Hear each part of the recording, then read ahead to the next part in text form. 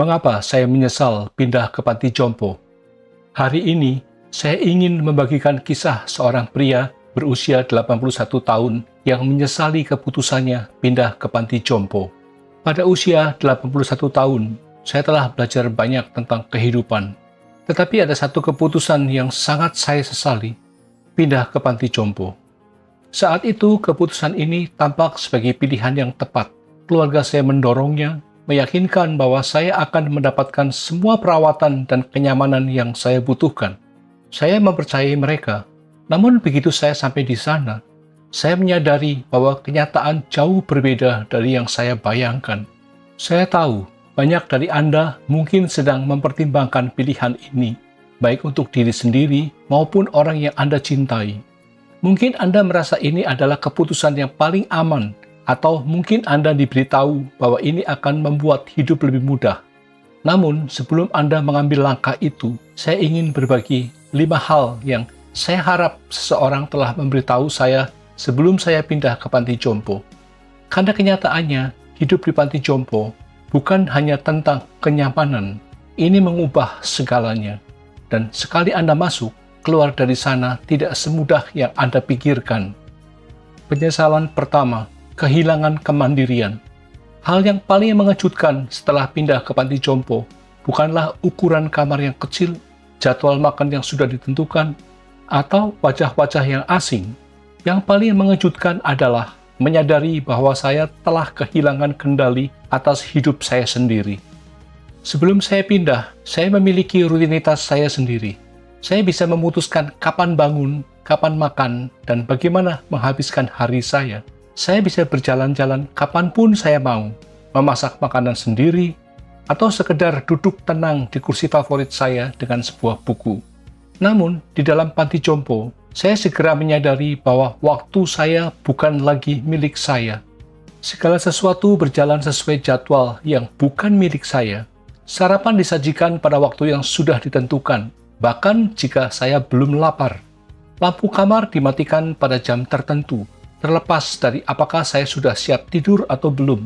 Jika saya ingin berjalan-jalan di luar, saya mungkin perlu izin, dan kemungkinan besar harus menunggu sampai ada seseorang yang bisa membantu saya. Keputusan sederhana seperti memilih makanan atau pakaian mulai terasa seperti hak istimewa daripada pilihan dasar. Saya masih ingat minggu pertama saya di sana. Saya bangun di tempat tidur yang tidak terasa seperti milik saya. Saya duduk, meregangkan tubuh, dan meraih buku yang sedang saya baca di rumah. Namun, saat saya melihat sekeliling ruangan, saya tersadar ini bukan rumah saya. Buku-buku saya, kursi favorit saya, dan kenyamanan kecil yang telah saya kumpulkan selama bertahun-tahun hilang. Sebagai gantinya, saya mendapatkan dinding steril, tempat tidur yang tidak saya pilih, dan perasaan yang tak bisa saya hilangkan. Saya tidak lagi mengendalikan hidup saya sendiri. Bagian tersulit adalah menyadari bahwa setelah Anda menyerahkan kemandirian Anda, mendapatkannya kembali hampir tidak mungkin. Anda akhirnya menyesuaikan diri karena harus. Anda berhenti berdebat ketika mereka memberitahu apa yang akan dimakan untuk makan malam. Anda berhenti bertanya apakah bisa berjalan-jalan kapanpun Anda mau. Anda belajar untuk menyesuaikan diri dengan sistem mereka, tetapi dalam prosesnya, Anda mulai kehilangan diri sendiri. Jika Anda mempertimbangkan untuk pindah ke panti jompo, tanyakan pada diri Anda, apakah Anda siap melepaskan kebebasan kecil yang membuat hidup terasa benar-benar milik Anda? Karena begitu kebebasan itu hilang, Anda akan merindukannya lebih dari yang pernah Anda bayangkan. Penyesalan kedua, merasa dilupakan. Salah satu kenyataan paling menyakitkan tentang tinggal di panti jompo adalah menyadari bahwa dunia di luar terus berjalan tanpa Anda. Ketika saya pertama kali tiba, keluarga saya meyakinkan saya bahwa mereka akan sering berkunjung. Saya mempercayai mereka. Awalnya mereka memang datang. Putri saya mengunjungi saya seminggu sekali. Cucu-cucu saya datang pada akhir pekan. Untuk sementara waktu, saya masih merasa memiliki hubungan dengan kehidupan lama saya. Namun, seiring berjalannya bulan, kunjungan menjadi semakin jarang. Putri saya mulai lebih sering menelpon daripada datang. Cucu-cucu saya sibuk dengan sekolah dan pekerjaan. Hari libur adalah saat yang paling sulit. Semua orang berjanji akan datang, tetapi entah bagaimana rencana selalu berubah di menit terakhir. Tiba-tiba, saya mendapati diri saya duduk sendirian di ruang bersama, melihat penghuni lain menatap pintu, berharap hari ini ada seseorang yang ingat untuk datang. Bukan berarti keluarga saya berhenti mencintai saya. Kehidupan mereka hanya terus berjalan. Saat Anda tidak ada dalam kehidupan sehari-hari mereka, mudah bagi mereka untuk berasumsi bahwa Anda baik-baik saja, bahwa Anda telah menyesuaikan diri, bahwa Anda tidak lagi membutuhkan perhatian sebanyak dulu. Tetapi kenyataannya, semakin lama Anda tinggal di panti jompo, semakin mudah bagi orang-orang untuk lupa betapa Anda masih membutuhkan mereka. Saya masih ingat suatu malam ketika saya duduk di kamar saya, memegang ponsel, ragu apakah saya harus menelpon putra saya. Saya tidak ingin menjadi beban. Saya tidak ingin mengingatkan dia bahwa saya di sini, menunggu kunjungan yang mungkin tidak akan pernah datang. Jadi, saya meletakkan ponsel saya, dan saat itulah saya menyadari, ini adalah hidup saya sekarang. Menonton hari-hari berlalu, berharap seseorang ingat untuk menyertakan saya. Jika Anda berpikir untuk pindah ke panti jompo, tanyakan pada diri Anda, apakah Anda siap menghadapi kesepian? Karena tidak peduli seberapa besar keluarga Anda mencintai Anda, begitu Anda tidak lagi terlihat, lebih mudah bagi mereka untuk melupakan Anda. Penyesalan ketiga, kehilangan rasa tujuan. Ketika saya pindah ke panti jompo, saya pikir saya hanya mengubah tempat tinggal. Saya tidak menyadari bahwa saya juga mengubah alasan saya untuk hidup. Di rumah, saya memiliki tanggung jawab, rutinitas, hobi, dan alasan untuk bangun setiap pagi. Bahkan hal-hal kecil seperti menyiram tanaman, membuat kopi sendiri, dan merapikan rumah memberi saya rasa tujuan. Namun di panti jompo, semua ritual harian itu menghilang. Makanan disiapkan untuk saya, kebersihan ditangani oleh orang lain, dan tanaman mereka bukan lagi milik saya untuk dirawat. Awalnya saya berpikir ini akan menyenangkan. Tidak ada lagi pekerjaan rumah, tidak ada tanggung jawab, hanya beristirahat. Tetapi setelah beberapa minggu, saya menyadari ada sesuatu yang hilang. Hari-hari terasa panjang, terbentang tanpa ada yang bisa dilakukan selain menunggu. Saya melihat hal yang sama terjadi pada penghuni lain.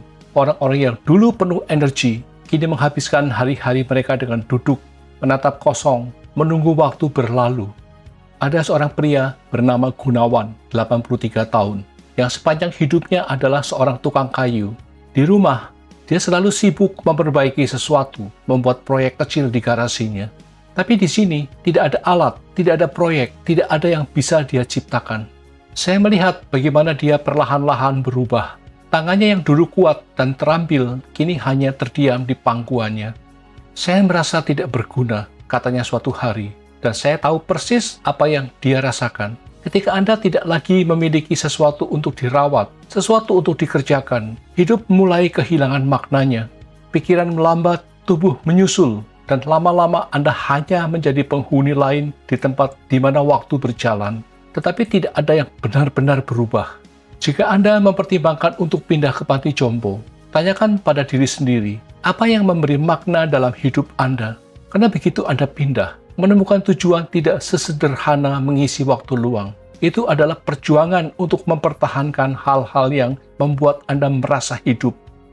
Penyesalan keempat, kesehatan menurun lebih cepat dari yang diperkirakan. Sebelum pindah ke panti jompo, saya cukup sehat untuk usia saya. Saya memang tidak bisa berlari maraton, tetapi saya masih bisa mengurus diri sendiri, berjalan-jalan, dan memasak makanan sendiri. Saya punya rutinitas yang membuat saya tetap aktif, berbelanja kebutuhan sehari-hari, melakukan peregangan di pagi hari, bahkan hanya berjalan di sekitar rumah untuk menjaga kekuatan kaki saya.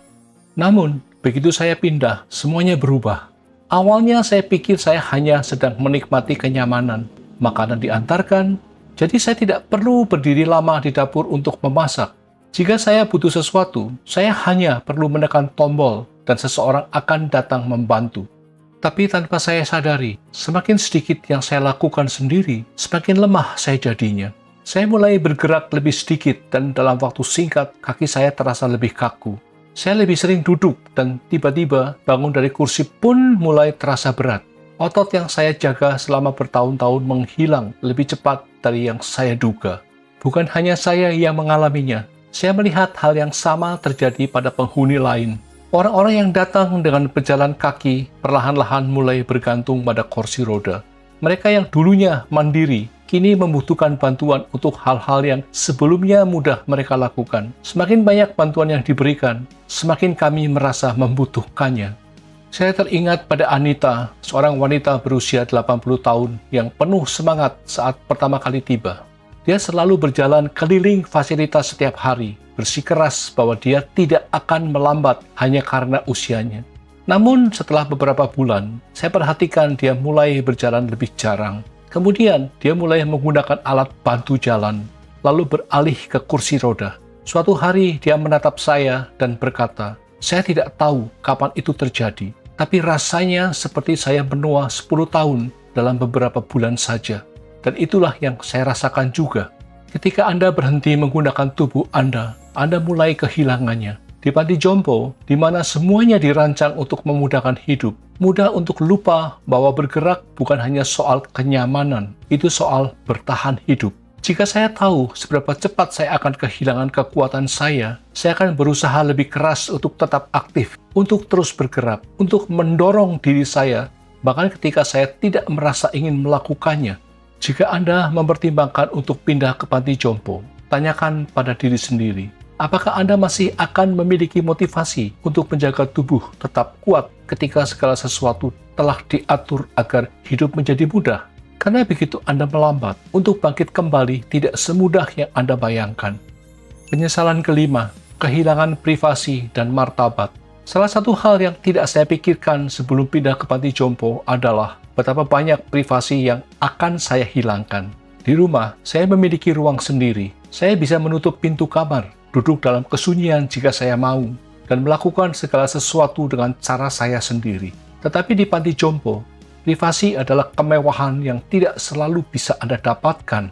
Sejak saat saya tiba, saya merasa selalu diawasi. Staf keluar masuk kamar, pemeriksaan berkala dilakukan, dan hampir tidak ada ruang pribadi karena banyak area yang digunakan bersama. Bahkan hal-hal sederhana seperti berpakaian atau pergi ke kamar mandi seringkali membutuhkan bantuan orang lain. Saya tahu mereka hanya menjalankan tugasnya, tetapi sulit untuk menerima bantuan untuk hal-hal yang sepanjang hidup telah saya lakukan sendiri.